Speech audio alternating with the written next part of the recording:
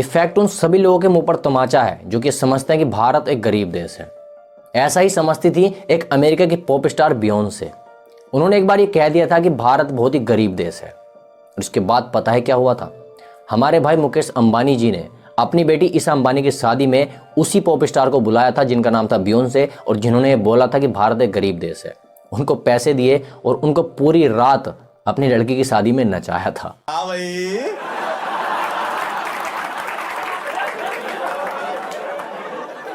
कैसी लगी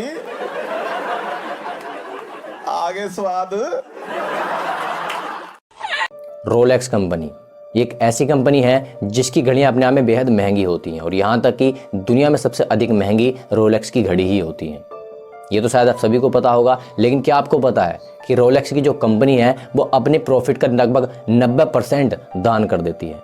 और पता है ऐसा क्यों है? क्योंकि रोलेक्स कंपनी का जो मालिक है वो एक अनाथ बच्चा था।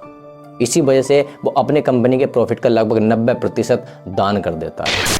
ऐसा नहीं है कि दुनिया में पैसा बहुत कम लोगों के पास है, दुनिया में बहुत लोगों के पास बहुत पैसा है, लेकिन वो पैसे को दान करने की नीयत और खुददारी किसी किसी इंसान में होती है। अगर किसी इंसान के पास ज़्यादा है और उसकी ज़रूरत से ज़्यादा है तो वो पैसा जो है अगर किसी को डोनेट कर दे जिसको ज़रूरत है, तो ऐसी ईमानदारी बहुत ही कम लोगों में पाई जाती है।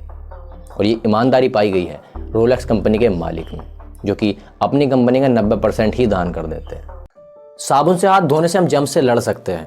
कोरोना वायरस फैलने के समय भी हमें बार बार यही बात बताई जा रही थी कि जर्म से बचने के लिए साबुन से हाथों को लगातार बार बार धोते रहें, जिससे आप बीमारी की चपेट में बहुत कम आएंगे। लेकिन क्या आपको पता है कि जिस डॉक्टर ने, जिस साइंटिस्ट ने सबसे पहले बात बोली थी कि जर्म से बचने के लिए हमें साबुन से हाथ धोना चाहिए, उसके साथ क्या हुआ था? अगर आपको नहीं पता तो आपको बता दो कि उस वैज्ञानिक का नाम था इग्नाज सैमुअल वीज।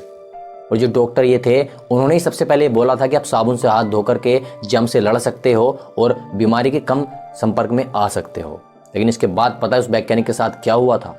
लोगों ने उसको पागल साबित करके पागल खाने भेज दिया था, क्योंकि वो लोग ये मानते थे कि हाथ धोने से जर्म्स का क्या लेना देना और बीमारियों का क्या लेना देना। ये तो पागल डॉक्टर है, कुछ भी फेंक रहा है। इस वजह से उन्होंने उसको पागल साबित करके पागल खाने भेज दिया था।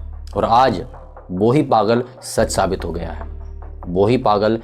महिलाओं को प्रेगनेंसी के दौरान खट्टा खाने की आदत होती है, ये तो शायद आपको पता होगा। लेकिन क्या आपको एक ऐसी महिला के बारे में पता है जिसको प्रेगनेंसी के दौरान आदत थी टॉयलेट पेपर को खा जाने की?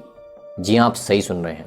हम बात कर रहे हैं ब्रिटेन में रहने वाली जेड सिल्वेस्टर की, जो कि 5 बच्चों की माँ है। और अपनी प्रेगनेंसी के हर बार जब भी वो प्रेग्नेंट होती थी तो उनको खट्टा खाने का नहीं बल्कि टॉयलेट पेपर को खाने का मन करता था।